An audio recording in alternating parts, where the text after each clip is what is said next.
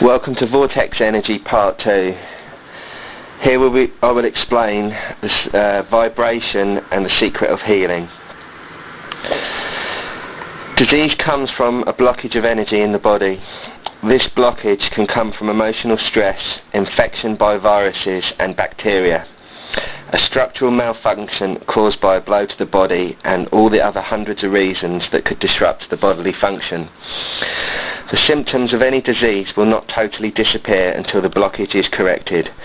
The simplest way to correct any disease is to vibrate the electrical field of the body that is out of balance. If the electrical field returns to a balanced situation, the disease will lessen and then disappear. Certain schools of thought in medicine and philosophy maintain that the human body is a dynamic interaction of body, mind and energy fields. Many different terms have been used to describe these energy fields, including subtle anatomy, the aura, and etheric body or etheric double. There is no universally agreed upon theory describing the nature and influence of the etheric body. One school of thought conceives of it as pure energy, while others believe it to be a lighter order of physical matter, much as air is lighter than liquids or solids. It is held that the etheric interpenetrates the physical body and indeed surrounds and suffices every cell. To a certain degree, the etheric substance also radiates beyond the body, and individuals who are able to see this field surrounding others describe it as an aura of changing form and colour. In reality, it is a standing column of wave, made up of tachyon particles, the smallest elements. Inharmony or disease in the physical body is thought to begin with a disturbance at the etheric level. In the Egyptian school of Imhotep, and at the temple of Karnak, which was known as the Temple of Man, it was maintained that the disease can be effectively cured by treating the body's etheric field. Once balance is restored there, healing of the physical body follows naturally. The way we were taught to heal in the temple was to balance the aura by a vibrating ray of light. But the person using this ray must first be able to see the aura of the ill person to comprehend where the blockage or disruption occurs. If the individual was still learning to see the aura, then they were taught to douse the pressure points to see where the etheric body was blocked. Dousing for a weak energy point in the body is similar to dousing for water or oil. A simple way to test this for yourself is to face the individual that you wish to check and perform the muscle response test. Have them hold an arm straight out to the side, fist closed. Put pressure on the arm and have them hold it up.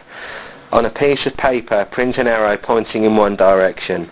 In the free hand, have them hold this piece of paper pointing toward themselves. The arm should stay strong. Now turn the paper around so that the arrow is pointing away from the person. They will no longer be able to hold the arm up because their electrical field is weakened by the energy travelling in the direction of the arrow. This same method can be used to check out the different pressure points to discover where there is a weakness or blockage in a person's body. The pressure points are similar to the acupuncture points used by the Chinese. This method is so simple that the average person could learn how to determine simple health problems such as vitamin and mineral deficiencies. Several holistic health books teach this simple muscle testing technique, so these simple problems can be taken care of without professional help. Let me add this warning. Learning to douse the pressure points does not offer a cure. It only can point to the problem so the disease of deficiency can properly be taken care of. The body is electrical, chemical and mechanical. Not all disease can be corrected by drugs or surgery. This is why the student in the school had to discover where the blockage in the energy field was before any healing prescription could be recommended. True healing only occurs when the electrical field known as the aura is balanced. Jesus also healed this way. People called his ability to balance the aura a miracle. But once the knowledge of balancing the electrical field is understood, they will realize that the third law of Hermes, which is vibration, is the miracle behind the secret method of healing used by Jesus. Again, if the etheric body is in spiritual harmony, then the electrical, chemical and mechanical aspects of the physical body will be balanced. Drugs and surgery cannot balance the etheric or spiritual body. This balancing should be understood before surgery or drugs are prescribed. Modern medicine has turned its method of treatment of disease by practicing the allopathic philosophy. Allopathic treatment generally aims to suppress symptoms by giving a drug to counteract them. From the Greek allos, meaning other, allopathy requires a treatment of disease by remedies that produce effects different from or opposite to those produced by the disease. For a headache, for example, one is advised to take an aspirin to ease the pain. The aim is to make the sensation of discomfort disappear, though the cause will still remain. To understand the science of vibrational healing, we must return our attention to a standing column of wave. Jesus had the mind energy to function on the spiritual plane, which deals with energy in motion. He could move his own vibrational aura into the etheric body of the ill person, and by thinking of that person in a balanced, healthy field, he could correct the field of the ill person. This is what happens when a person is healed by prayer or the laying of hands. Mind energy is energy in motion, and when used in love it will correct the etheric field. However, the ill person must accept the help or the aura cannot be corrected. That is why Jesus never healed anyone unless they asked to be helped. The knowledge that Jesus demonstrated was similar to the wisdom that was taught to the Egyptian student. The purpose of this school was to bring the knowledge of the Christ self into the physical plane. This wisdom is carried over into the teachings of the Theosophic and Coptic organizations. These societies were formed primarily for the purpose of investigating the principles of the divine wisdom. This wisdom was taught in the 6th century BC by the Greek philosopher Pythagoras. It is rooted in the Hermetic teachings of the ancient Egypt and the Vedic scriptures of India. The Coptic and Theosophic organizations maintain the existence of one supreme being, a world soul or fountain of light, from which all creation emanates, and to which every soul eventually returns after a series of lifetimes of incarnations.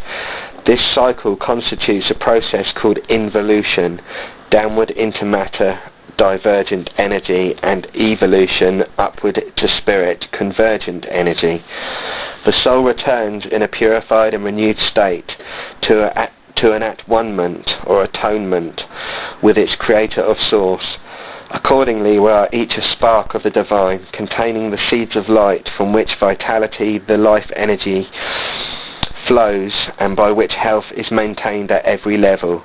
As we depend upon the physical sun for physical vitality, so we depend upon the cosmic Son of God for spiritual renewal. These levels are inextricably linked. The cosmic sun is the energy source for the physical sun.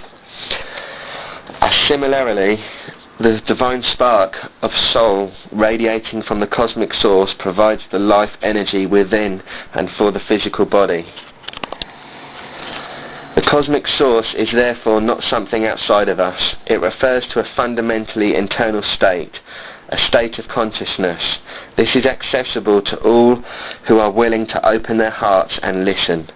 Accordingly, the term evolution refers to an expansion of awareness, a growing realization of our true origin as an integral part of the Great One Light. Perfect health implies perfect attunement and balance of the physical and spiritual, that is, realization of the body's true function as an expression or temple of the light. In Egypt, the student was taught to balance the physical and spiritual by the use of a vibrating ray of light. After the student determined where the blockage in the aura was located, they placed the individual in front of the aura balancing machine. This device would balance the electrical field by re-establishing the correct vibratory rate in the ill person's aura. By correcting the electrical field, the spiritual field, the blockage was removed and the physical body could function in a healthy manner.